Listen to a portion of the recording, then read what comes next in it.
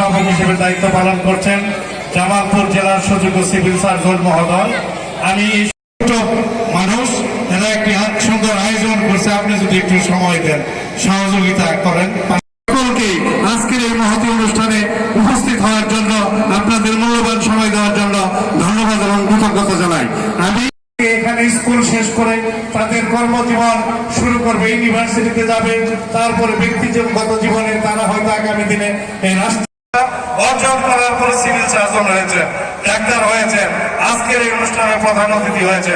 কাজে আজকে বন্ধু সামাজিক সংগঠনের হয়েছে, তোমাদেরকেও আগামী দিনে কোন অনুষ্ঠানের প্রধান অতিথি হতে হবে, তোমাদেরকে সুন্দর এবং সার্থক করেছেন।